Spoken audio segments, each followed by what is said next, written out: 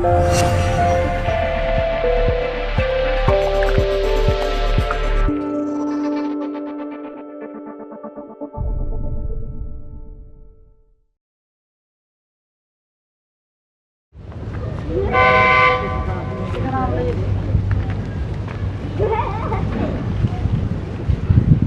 qatar yolu Binəqədi rayonu ərazisində məcburi köçkünlərin məskunlaşdığı yataqxananın bir addımlığından keçir. 23 ildir burada özlərinə yurt tapan məcburi köçkünlər hər gün həyəcan və səksəkə içində yaşayırlar.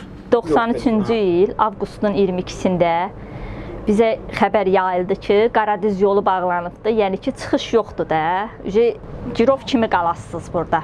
Atam yazıq, qoy elə yazıq deyim, yazıq kişi alnı qabarı traktor sürürdü, bizi lafetə doldurdu, lafetin içinə. Aras körpüsünün yanına gəldi, Xudafərin körpüsünün yanına atam bizi gətirdi. Dedi, uşaqlarımı keçirdim, özüm qalsam da olar. Qoyməyə qaydım, gedim.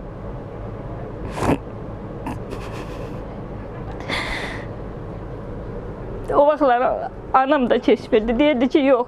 Mən qardaşımın qəbrini necə qoyum, mən keçim o tərəfə də. Anamın qardaşı təzə şəhid olmuşdu, rəhmətə getmişdi. Nəysə ki, atam anamla bizi keçirdi Xudafərindən bu tərəfə. Özü qayıtdı, yenə getdi kəndə. Dedi, yox, mən heç yerdə yaşaya bilmərəm. Elə valla, mənim öz evim var, hər şeydən. Bax, qonşu da bilir, o heç yerdə qalmır. Deyir, mənim öz evim, mənə hamısından şirindir. Qayıtdı, atam getdi kəndə. Biz gəldik Beyləqan rayonuna. 3 gündən sonra atam bir vəziyyətdə gəldi, çıxdı ki, yəni ki, daha o vəziyyəti sizə danışmıram. Bizdəki ta ölmüşdü ki, atam qaldı Girovda orada. Gəlmədi bizlə, bizi keçirdi, özü qayıtdı kəndə. Təzədən bir də 3 gündən sonra atam, dayılarım, əmim hamısı körpü yolu ilə gəldilər. Bugün Cəbrayıl rayonunun Ermənistan silahlı qüvvələri tərəfindən işğal olunmasından 23 il ötür. Biləcəri Lokomotiv deposunun briqada evində məskunlaşan qaçqınlar darısqallıq və şəraitsizlikdən girəylənirlər. Bizim yaşadığımız otaq 3-ün 4-də bir otaqdır.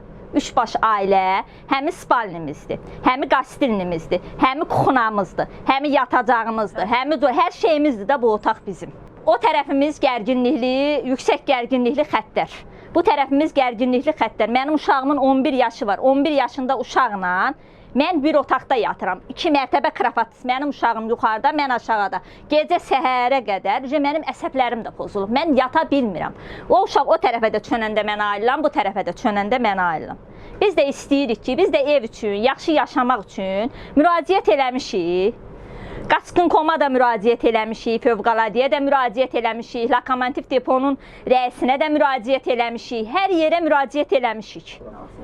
Hər yerə ambusmanla belə demək olar ki, müraciət eləmişik. Yəni ki, bizim müraciətimizə baxan yoxdur. Hamı deyir ki, siz elə bu dözülülməz şəraitdə yaşamalısınız. 23 ildir Cəbrayıl rayonu alınıbdır, biz bu əziyyəti çəkirik. Bizim üçün 20 manat çörək pulu deyilən bir şey var. Nə bilim, indi yəni dövlət qanununda bilmirəm onun adı nədir. Biz özümüz çörək pulu deyirik ona, onu alırıq. Bizim evə girən gəlir odur. Mən o nədir, tok xəttlərinin üzündən, nədir, elektrik xəttlərinin üzündən mən uşağımı qoyub gedib bir tərəfdə işləyib, gəlib uşağıma evimə çörək pulu gətirə bilmirəm. Bu dövrdə 20 manat pulla kimsə dolana bilərsə desin ki, dolan.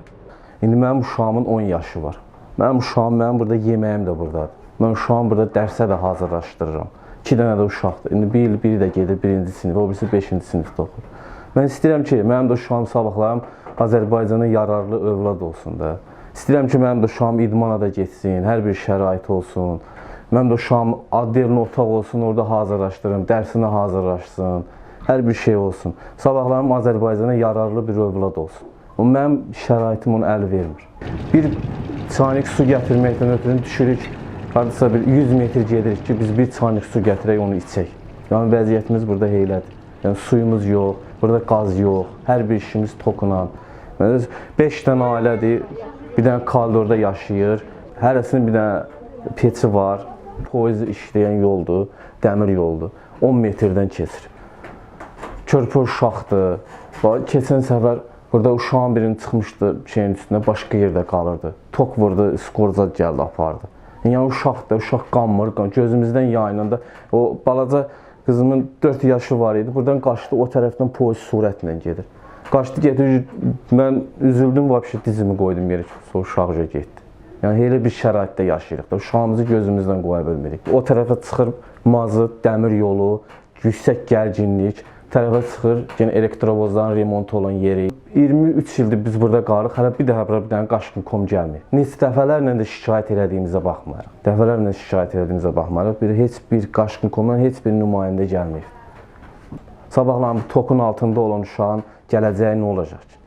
Bu uşaq belə deyək də bir metr yarım olacaqsa bu tok bunu qoymur. Bu olur 1 metr 30 sant. 20 sant bu tok bunu aparır. Niyə görə aparmalıdır ki?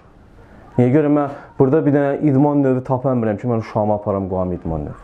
Yoxdur. Mən onun ötürü gələk gedəm 5 kilometr yol gedəm ki, mən uşağımı aparam. Amma yaxşısa bir yer olar, apararam mən də uşağımı qoyaram. Bəlkə sabah gələcəyi onun yaxşı oldu, kim nə bilir kim gələcəyin olur.